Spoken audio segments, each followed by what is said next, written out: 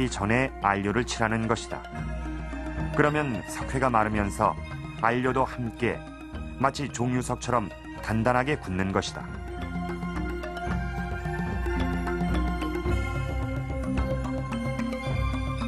무덤에 흐르는 석회수는 벽화에 일종의 코팅 작용을 하게 된다.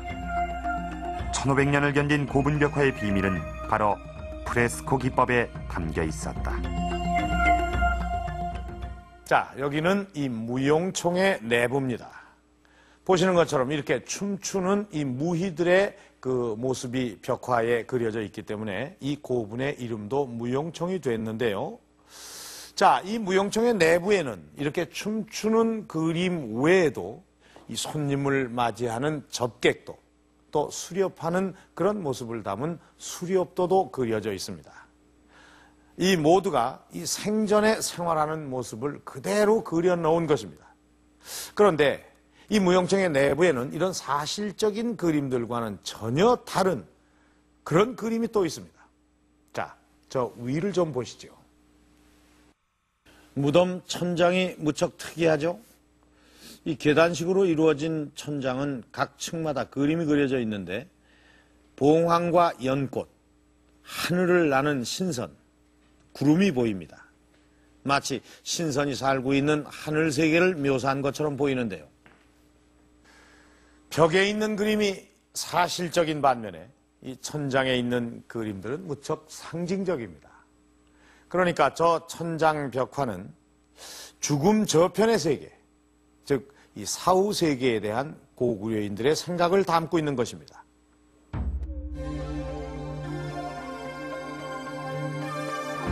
무용총의 천장은 계단식으로 이루어진 독특한 형태다.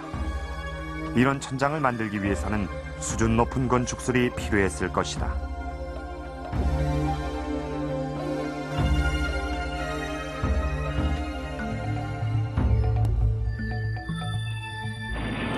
고구려 천장 구조를 살펴보자. 먼저 세단까지는 네 벽과 평행하는 사각형을 쌓는다. 그 위에 5계단은 4개의 삼각 고임을 써서 팔각형으로 쌓아나간다. 계단은 조금씩 안으로 들어가게 했고 맨 마지막에 큰 돌로 천장 입구를 막는다.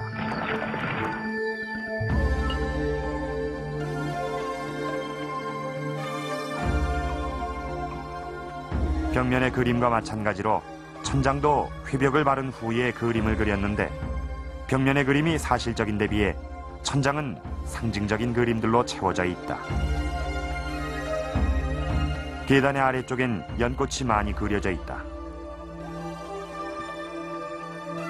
상상의 동물인 봉황과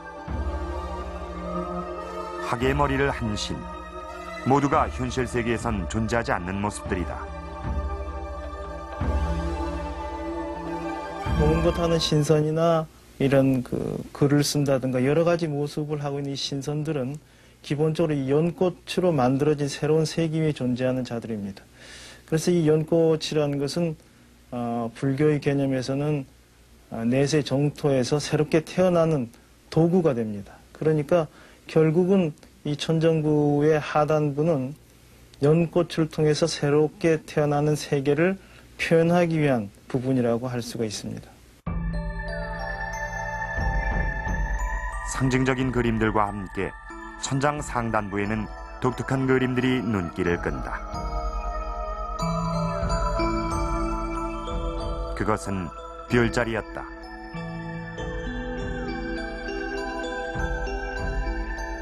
붉은 해 속에 검은 까마귀가 들어있는 해신, 하얀 달 속에 두꺼비가 엎드려 있는 달신이 있다.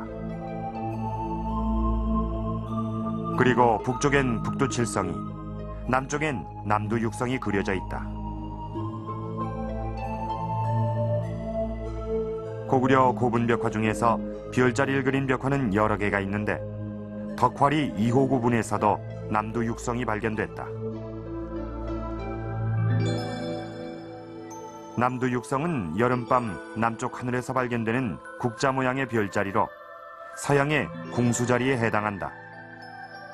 고구려인은 그들이 스스로 관측한 별자리를 무덤 천장에 옮겨 놓았다.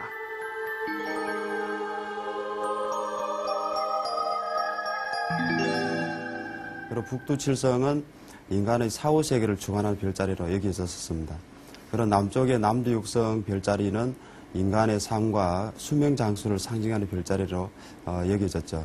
이렇게 북쪽의 북두칠성과 남쪽의 남두육성 별자리는 인간의 생과 사라는 두 세계가 별개의 세계가 아니라 서로 이어져 있다는, 그리고 두 세계를 통해서 영원성을 담아내는 그러한 상징 체계가 아닐까 여겨집니다. 고구려를 동북아의 최강국으로 성장시킨 광개토대왕의 비문엔 건국 신화가 기록돼 있다. 그 첫머리엔 고구려 시조 추모왕이 하늘신의 자손이라고 쓰여 있다. 추모왕이 하늘의 자손이라면 그 후손인 고구려인 역시 하늘의 자손이 된다.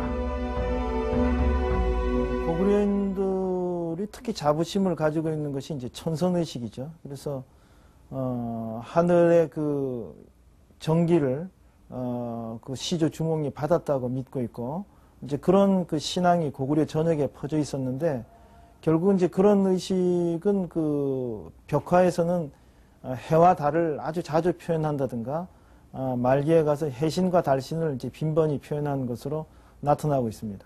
그리고 이제 천선 의식을 가질 경우는 그 주변의 나라들은 이제 다 그 천선국에 포함돼서 그 지배를 받아야 되는 것이니까, 이제 동북아시아의 패권 국가로서의 그 의식을 확립하는데도 하나의 그 이념적 중심이 되는 것이죠. 천손, 즉 하늘의 자손이란 믿음은 고분벽화 곳곳에서 나타난다. 고구려인은 자신들이 해신과 달신의 정기를 이어받았다고 믿고 있었다. 또한 고분벽화엔 다양한 신들이 등장한다. 불꽃이 너울거리는 막대를 쥐고 있는 불의 신, 풍요를 관장하는 농업의 신은 소의 머리를 하고 있다.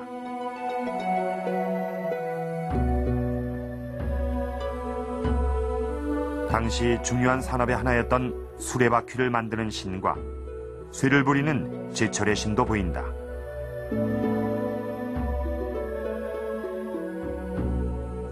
고구려인은 하늘의 후손으로서 각종 신들의 보살핌을 받는 민족이란 자부심을 가지고 있었다.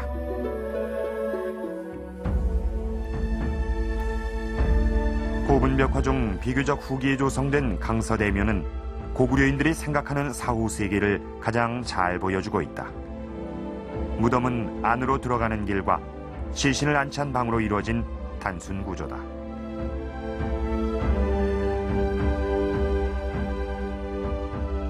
시신을 안치했던 방은 화강암으로 정교하게 축조되어 있는데 사방 벽면엔 상상의 동물들이 그려져 있다.